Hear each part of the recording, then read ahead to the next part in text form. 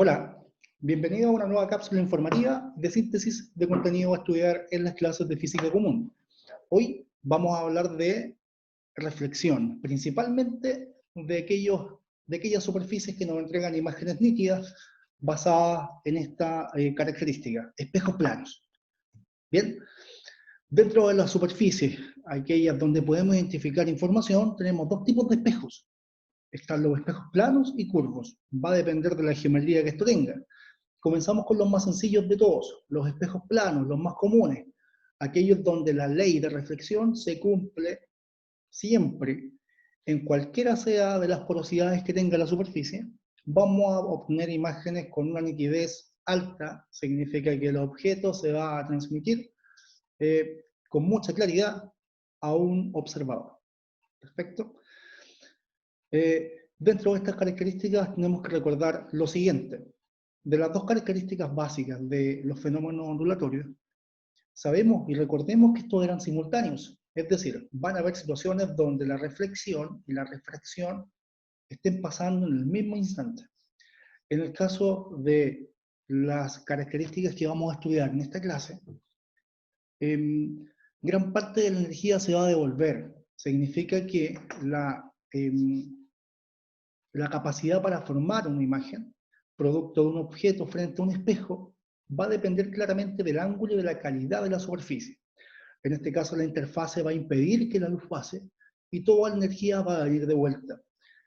Fenómeno conocido como reflexión, donde el ángulo juega un papel fundamental en la determinación de las características de la imagen. Cualquiera sea la superficie, volvamos a recordar, el fenómeno de reflexión puede cumplirse. Mediana o de mejor calidad dependiendo del tipo de superficie. La ley de reflexión determina, sin embargo, que el ángulo de impacto y el ángulo de reflexión son siempre iguales. Dentro de ello, vamos a obtener mejor calidad de imagen cuando la superficie sea perfectamente lisa o cercano a ello. Ahí la reflexión se determina como especular. Yo encuentro coherencia en el viaje de los rayos de luz. En cambio, si la superficie es rugosa, tiene muchas porosidades, la ley de reflexión, ojo, se cumple, pero lo que no se cumple es la formación de una imagen coherente, porque la luz se refleja para ángulos entre ellos no coherentes. ¿Sí? Si bien el ángulo de la imagen de la derecha, de la izquierda, perdón, son todos coherentes y cumplen todos con el mismo patrón, en el caso de la imagen de la derecha, cada rayo independientemente cumple con la ley de reflexión, pero no está en coherencia con los demás. Por tanto, no hay una imagen en su totalidad nítida. ¿Sí? Entendiendo también que la luz es conocida por poseer la máxima velocidad de desplazamiento, podemos afirmar que siempre escoge el camino más corto para viajar. Y desde ahí el concepto de rayo luminoso. La mínima distancia entre dos puntos va a ser una línea recta. Desde ese punto de vista, siempre escoge el camino más próximo entre dos posiciones. En línea recta, el ángulo se cumple siempre, y dentro de todas las opciones para viajar, va a escoger el camino más limitado, el camino donde tarda, por tanto, menos tiempo. El ángulo es y sigue siendo un objeto de estudio importante. Cuando hablamos de un espejo plano, dentro de las características ópticas, la óptica geométrica nos arroja distintos puntos comparativos. Y dentro de la oportunidad de imágenes que puede formar un espejo plano, solamente radica en una opción. Y esta opción contempla elementos que son invariables. Es decir, una imagen formada en un espejo plano siempre va a ser simétrica. La forma que tenga va a ser igual a la forma del objeto. Imagen-objeto. ¿Sí? Si el objeto, por ejemplo, es puesto a la derecha, la imagen se forma como si viniese dentro del espejo, a lo que la óptica geométrica llama virtual. La luz pareciera que viene dentro del espejo. Existe una proyección de energía, lo que va a formar una imagen en el cerebro del observador o en el decodificador de luz, ¿ya?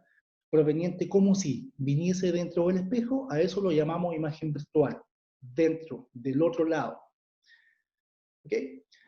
Del mismo tamaño, Cuando las imágenes son del mismo tamaño, estamos hablando que no hay amplificación de imagen como en los espejos curvos, que vamos a ver en la siguiente clase. Acá las imágenes son de igual tamaño que el objeto, a la misma distancia y virtuales. El último punto que aparece en esta diapositiva habla de ser derecha o invertida.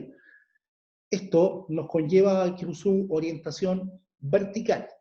Si el objeto está desde un marco de referencia, verticalmente hacia arriba, la imagen también desde el marco de referencia se va a formar verticalmente hacia arriba. ¿Ya? En ningún caso cambia su orientación vertical, ojo. Sintetizando entonces, la misma apariencia simétrica se forma al otro lado del espejo virtual, es del mismo tamaño, la afirmación ya lo hice, y es derecha en cuanto a su orientación vertical. ¿Sí? Si inicialmente ya estaba el objeto invertido, la imagen va a aparecer invertida también. A eso hablamos de que sea coherente en cuanto a la verticalidad. ¿Ya? No así a lo horizontal. Profundizamos de esto en clases. Ok. ¿Qué pasa con la imagen cuando viene dentro del espejo? ¿Cómo se forma este punto de coherencia? Los observadores parecen observar la luz como si viniese de un punto en común, y allí es donde se forma la imagen. Este fenómeno y este concepto de virtualidad se define a la proyección de la luz reflejada en un espejo, ¿sí? Cumpliendo con la misma ley cada uno de los rayos, la ley de reflexión. Si nos damos cuenta, los ángulos son iguales, pero nunca se junta delante del espejo. El punto de intersección lo consigue a la misma distancia hacia el otro lado. ¿Bien? Formemos una imagen, por tanto. Si yo tengo un objeto frente a un espejo, y el observador claramente está ahí abajo, mirando solamente al espejo, nos vamos a dar cuenta que la luz pareciera provenir desde el espejo, y por tanto vamos a formar la imagen proyectando esta luz reflejada como si viniese de un lugar en la profundidad del espejo, obviamente a la misma distancia que el objeto. ¿Sí? Las características de esta imagen, dijimos que el espejo plano tenía solamente una, y era virtual, derecha, del mismo tamaño. Virtual, derecha, del mismo tamaño, y a la misma distancia, como un dato anexo. Ok. Vamos entonces, volvemos a mostrar esta imagen, continuemos con esta característica y este fenómeno de espejos en ángulos planos, puestos en distintos ángulos, donde la cantidad de imagen puede llegar a parecer infinita. Depende mucho del ángulo que estemos estudiando. Y hay una ecuación que nos simplifica este ejemplo. Y la situación dice: calcula el número de imagen, pregunta típica PSU, cuando dos espejos planos son puestos a distintos ángulos. ¿Ya? Entonces, en ese caso, cuando nos piden contabilizar acá, ¿cuántas imágenes se verían en dos espejos que forman 60 grados y son planos además? La respuesta está en la ecuación que aparece ahí. 360 lo divides por la cantidad de ángulos que forman los dos espejos y le quita 1. La cantidad de imagen, según la ecuación, es 5. Y según la imagen, también coincide con los cálculos teóricamente validados. Perfecto, no olviden esta ecuación. El típico ejemplo acá de la imagen que vemos tras una ambulancia, escrito de forma coherente, donde al verla directamente notamos la diferencia, ¿verdad? Está escrito para ser vista por espejos planos, en sentido opuesto. Aplicación. Sacada directamente desde la punta y también de PSU de años pasados. Veamos lo que nos dice. La imagen de una vela mide 20 centímetros.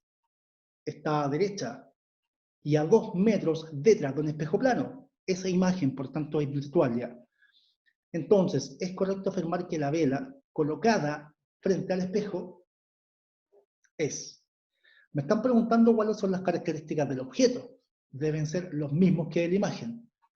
Por tanto, la opción correcta acá debiese ser la siguiente. C, ¿verdad? Si el objeto la imagen, perdón, se encuentra a 2 metros detrás del espejo, el objeto debe estar a 2 metros delante del espejo. Si la imagen mide 20 centímetros, el objeto también mide 20 centímetros. No olvidemos entonces, sintetizamos esta cápsula diciendo que las imágenes que forman un espejo plano son de igual tamaño, derechas, virtuales y a la misma distancia del espejo. ¿Ok? Cerramos entonces esta cápsula y nos vemos en la clase de física común. Un abrazo.